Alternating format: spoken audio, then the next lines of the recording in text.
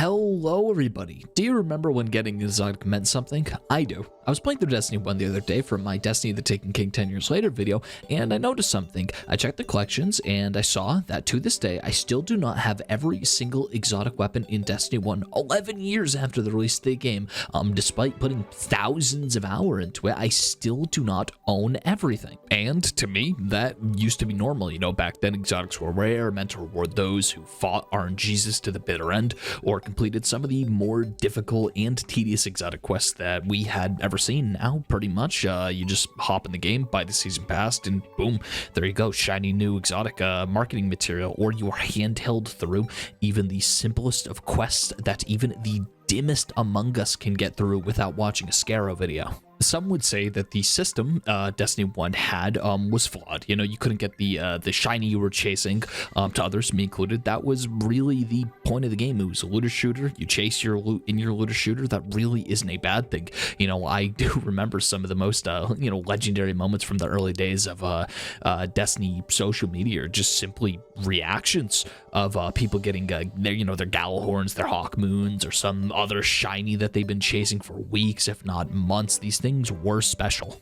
And a feeling of that grind finally being over, just indescribable. Something that we haven't had in Destiny for quite a while.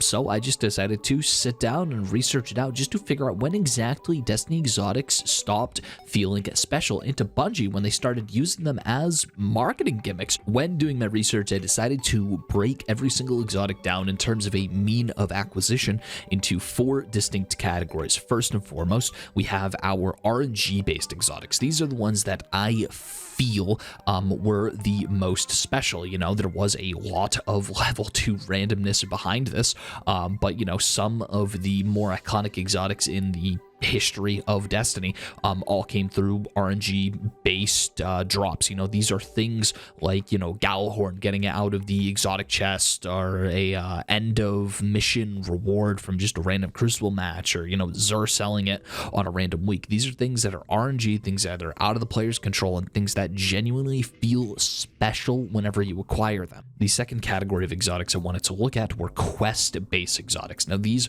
are our modern-day exotic quests. These are our exotic bounties from back in the day. These include all of our hidden quests, all of our quests where they handhold you to get it. You know, these include items that originally were dropped via quests, but then eventually came out to players to acquire at a different time. Something like Hierarchy of Needs, you originally needed to complete a quest to get that. I would consider that to be a quest exotic, and the only reason it isn't a quest exotic anymore is because the event doesn't run 365 days of the year.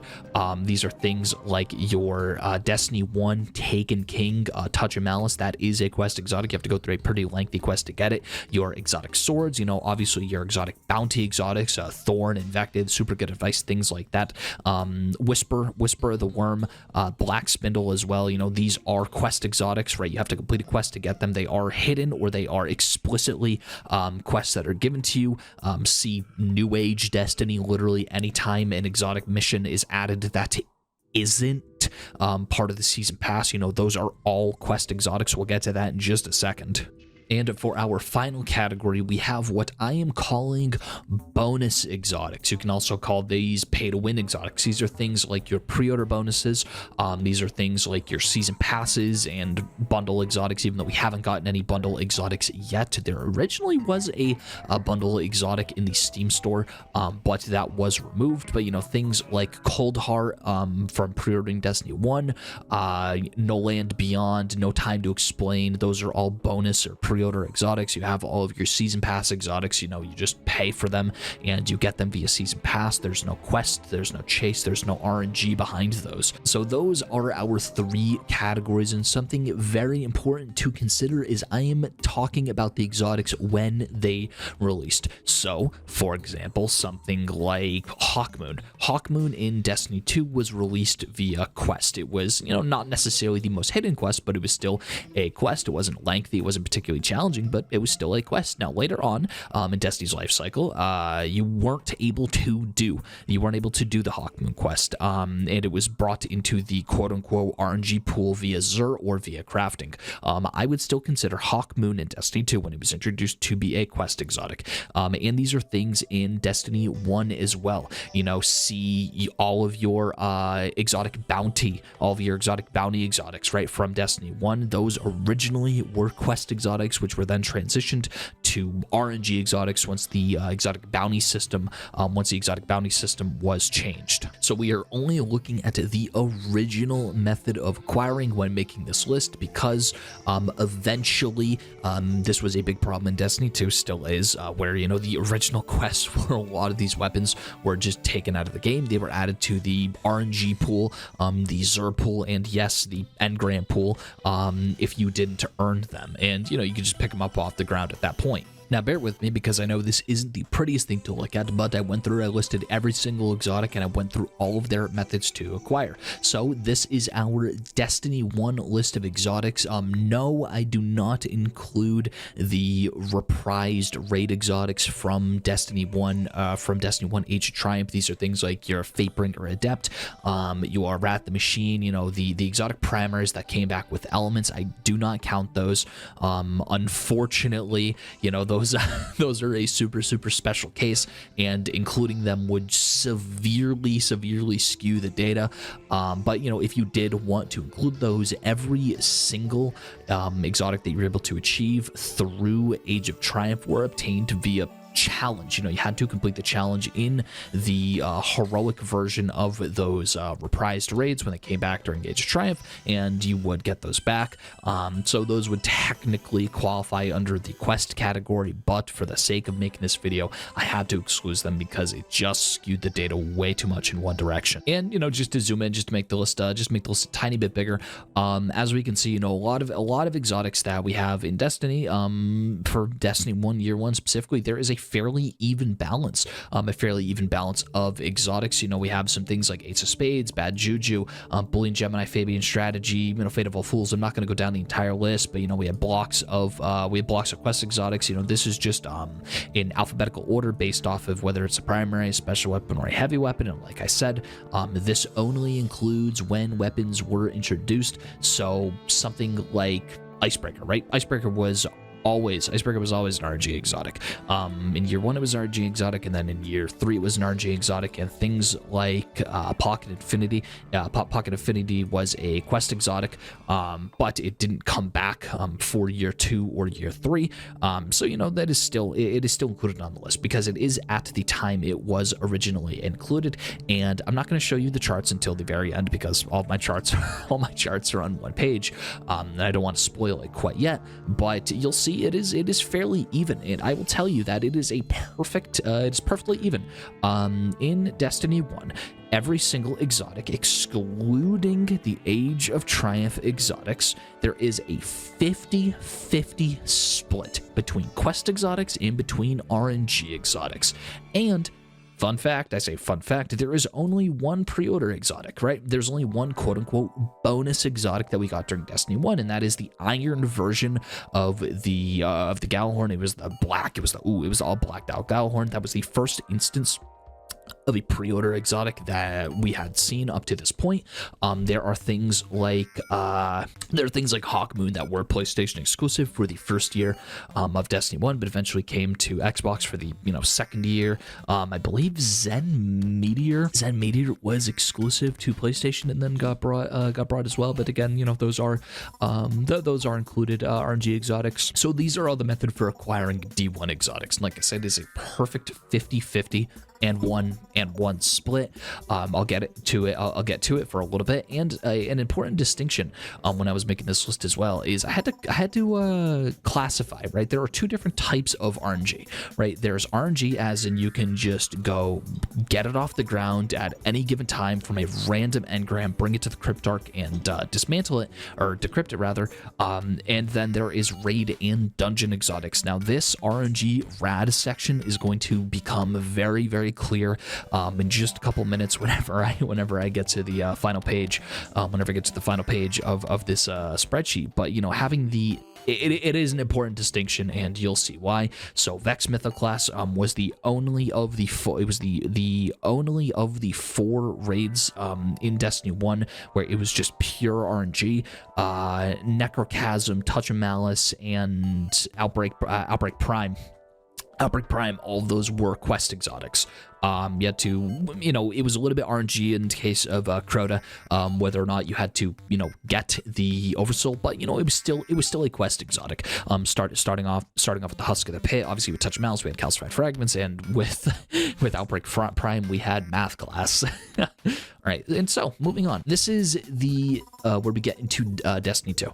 Now this is Destiny 2 vanilla through Shadowkeep, and you'll see why I decided to classify this this way. So as you know, the development of Destiny originally was a partnership between Bungie and Activision. They got out of the controlling thumb of Microsoft and went right under the controlling thumb of Activision as a publishing partner, and some of their business practices changed, and the way they handle exotics changed after they split from Activision, and didn't have access to those resources anymore. So for the first 3 years, of Destiny 2, there's a acceptable split, right? We definitely see a pattern. We certainly see a pattern where a lot of the new exotics coming out via Shadowkeep especially are they're going to be quest exotics. The entire lineup of heavy weapons from Shadowkeep, for example, those are all quest exotics. Whereas we have things like 1,000 Voices from Forsaken. Thunderward came back as a quest. Truth came back as a quest during the year of Forsaken. But Two-Tail Fox, Queenbreaker, Black Talon, and Anarchy, those are all RNG exotics. I do remember my first exotic of the Forsaken era was Black Talon. I got it during like a random public event on one of the story missions. I stopped and picked up an exotic engram and got Black Talon. And I do remember that to this day, because it was just one of those things where it just felt good. But we have here Destiny 2 vanilla year one of Destiny content. This is just heavy weapons, whereas on the first page I split it up by primary, special, and heavy from vanilla to Shadowkeep. I thought it was gonna be important to split it up between year one, year 2, and year 3. Kinetic energy and heavy going down. So in year 1 and 2, during vanilla, Curse of Osiris, Warman, and Forsaken, we saw a lot of RNG exotics. These were, there wasn't as many. Obviously, it wasn't as many as Destiny 1 in terms of a percentage. I'll get to the percentages, like I said, in a couple of minutes. But there is a really, really solid option of, hey, these are great quest exotics that we have to, go and do quest for, and also we have a very solid lineup of RNG exotics. And coincidentally, Forsaken had the most RNG. Forsaken had the most RNG exotics for the energy weapons specifically. The actual RNG exotics for kinetic weapons kind of went crazy during year 1, but it's like an okay distribution, but there's definitely noticeably more. And also this is where we see the trend of bonus packages, right? Bonus exotics, predator exotics. Starting off we had things like Witherhoard, Cold Heart, Symmetry. Cold Heart specifically was the first pre-order. It was the first pre-order exotic of Destiny, of the age of Destiny 2, which obviously, it was the first exotic that was launched in Destiny 2, pretty much, that people had access to. Symmetry, Tommy's Matchbook, our season pass exotics, Ariana's Vow, all came from this year. There was only 4 of them. There was one per season. There was one per season during the Shadowkeep era, but that was the new season pass system. But there was still enough. Going on during the Shadowkeep era in terms of RNG things to grind for, where it really wasn't that big of a problem. For kinetic weapons, we only had Monte Carlo at the time of being an RNG drop. Came out during Season of the Undying. It was that and Ariana's Vow. For heavy weapons, obviously it's all quest items, and for our energy weapons for Shadowkeep, all bonus, all quests. All right, so that is it for the D2 vanilla versus Shadowkeep. And even though it definitely skews a little bit more in one direction, like I said, there still is enough going on for players that wanted at the time to just, oh, new exotic engram on the ground, let me go decrypt it and see what I get. Or, you know, let me go pick it up and see what I get and try out my new gun, right? This is exciting. All right. Now, moving on. Destiny 2 Beyond Light to Present. You may not be able to see this clearly, but it's all quests and it's all pre-order exotics. It definitely surprised me when I was initially counting it. When I first went to make this list, the reason I had sorted by eras being D1 and then D2 vanilla through Shadowkeep and then Destiny 2 Beyond Light through present is because I just remember in Beyond Light a general vibe shift when it came to the specialness of exotics, where I really didn't think much of it at the point, but now I'm just sitting here in 2020. I'm sitting here 5 years later, and it's like, man, what happened, right? So just looking at all of these, right, obviously we have a lot of bonus exotics, right? This is where we started to get pre-order exotics that came out before the DLC. See Quicksilver Storm. I don't remember what the name of it is right now, but I'm actually going to leave this in the video while I'm looking for it. Tessellation, right? Tessellation was received. New Land Beyond.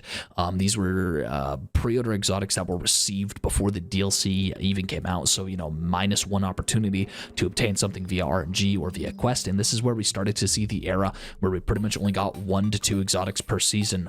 You know, whether that be always getting our bonus exotic, right? Something like No Time to Explain. This was bonus.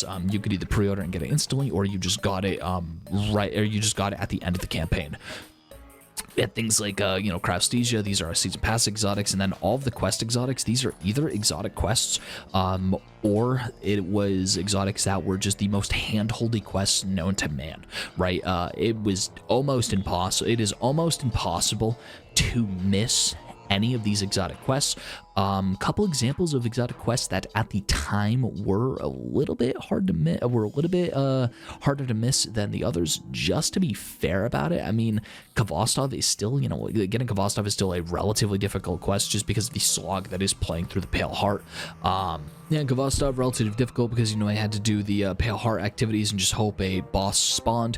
Something like Barrow Dad. I don't believe Barrow Dyad is currently. I don't believe Barrow Dyad is currently obtainable. I'm making this as of Ash and Iron and Edge of Fate. This came out at the tail end of at the very tail end of Final Shape. So being an Edge of Fate right now, I don't think you can obtain Barrow Dyad at the moment. Something like, it's that Stasis Scout Rifle. It is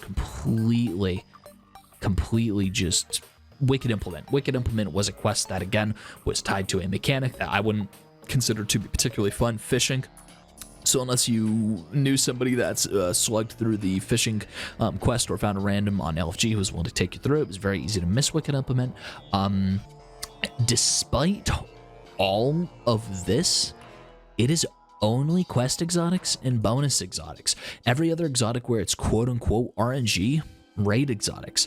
Touch of Malice, Conditional Finality, The Navigator, Euphemy, Vex Mythoclast, Collective Obligation, Hierarchy of Needs, Buried Bloodline, Icebreaker, Eyes of Tomorrow, Heart Shadow, Finality's Augur, and Whirling Ovation. I may have missed one, but those are the RNG. Those are our RNG exotics, and now you're seeing right here, Cloud Strike.